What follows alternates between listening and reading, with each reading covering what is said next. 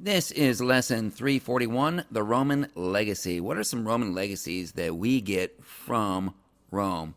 And the first one is legal rights. Their law system was called the 12 Tables. That was the name of the Roman law code, and it was a law code that was applied equally across the empire.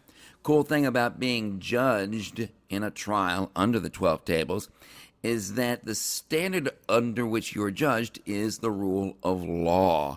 The word of the 12 tables, that's what decided whether you are guilty or innocent, not some magistrate's mood or whether or not he was having a good day or whether he liked you or your family or not. It was the rule of law that judged you. The rule of law said a couple of important things that we have today. For example, all citizens have rights that cannot be taken away without a trial and without a chance to appeal directly to the emperor himself. And of course, we have a system that's very similar to that. You can't have your rights taken away without due process and without a chance to appeal. And then it also said that citizens were presumed to be innocent until they were proven guilty. And we have that as a standard in our laws. Another Roman legacy was family structure. It was a patriarchal, in other words, male-dominated society.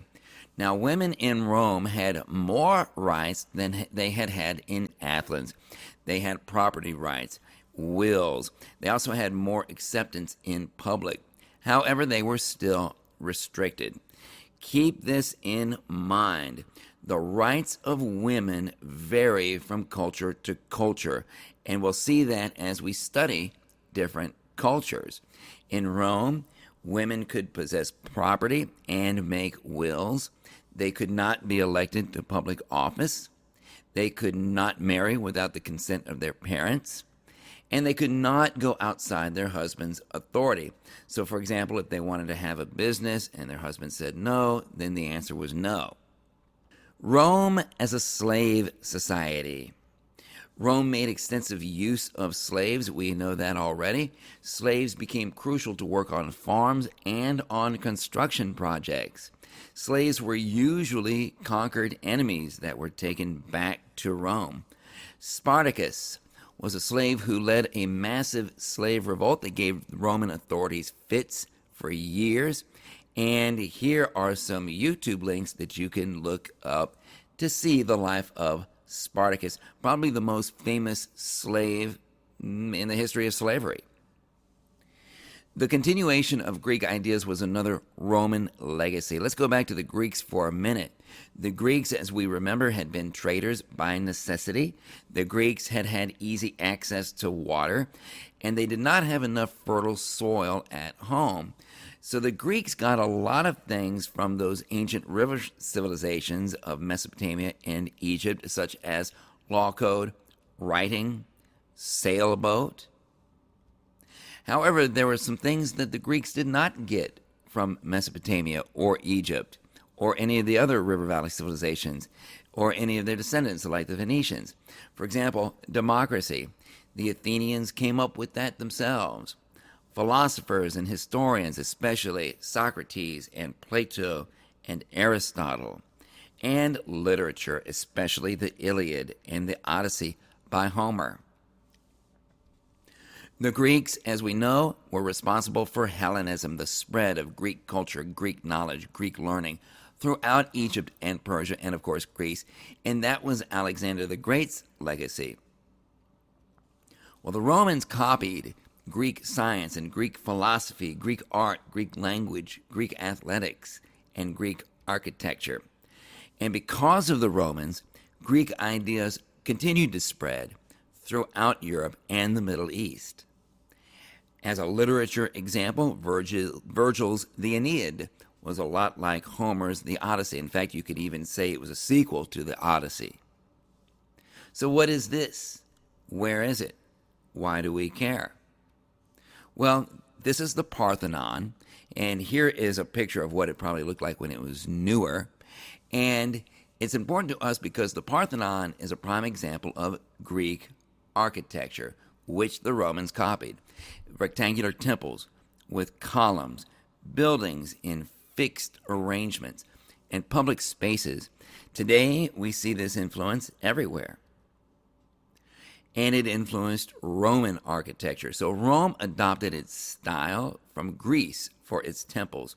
But the Romans also came up with some things that the Greeks didn't have. For example, they invented concrete. That's a big game changer when you're talking about construction and architecture. They made baths and sewers and also made use of the arch. If you can create an arch and make that arch strong, if you know how to do that, that opens up a massive range of architectural and construction possibilities. The Romans created their own colosseums and hippodromes and apartment blocks, and they used domes, for example, the Pantheon. Rome's language legacy. The Romans spoke Latin. Latin became the foundation for other modern languages such as Spanish, French, Italian, Romanian, and Portuguese.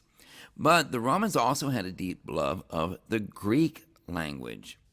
This was especially true in the eastern part of their empire, where Alexander the Great had spread Hellenism centuries before. Greek was very popular to speak in the eastern part of the Roman Empire. In fact, the New Testament came from the eastern part of the Roman Empire. It was written entirely in Greek, although it was written during Roman times, including the letter to the Romans. That's one of the books of the New Testament, written originally in Greek. The letter of Hebrews, written to Hebrew Christians, also written in Greek. Sports. The Romans loved public spectacles. They loved gladiator games, they loved chariot racing, and they loved public executions. That was also a form of popular entertainment. You could even take the Colosseum, fill it with water, and stage a naval battle on it for the entertainment of everybody. All of these were forms of popular entertainment. Partial religious tolerance. The Romans allowed other religions. They did require you to simply swear allegiance to the Roman emperor and worship him as a god. Jews and Christians were persecuted because they refused to do this. Roman aqueducts. That's another Roman legacy. Roman engineers built these aqueducts to move cold, clear water from springs almost as much as 250 miles into towns, and they provided quality sanitation as well as irrigation. If you could build an aqueduct, you could put a town anywhere and bring water in remotely. Aqueducts were used for centuries, and aqueducts were made possible by the very strong Roman arch. An arch can do three things for you. Number one, it can make your wall just as strong as a solid wall, but you don't have to use nearly as much material. And people can pass through an arch. Light can pass through an arch. The Roman roads. Roman roads were extensive. Up to 56,000 miles of Roman roads were built. That's going around the earth more than twice. They had 29 major highways. And these roads unified the empire, and they encouraged trade, and they lasted for centuries. You could move armies through these roads. You could move goods through these roads. You could move people through these roads. People think that to make a road, all you have to do is clear some land and just lay down some bricks or stuff. That's not true. Building a road actually requires pretty advanced engineering.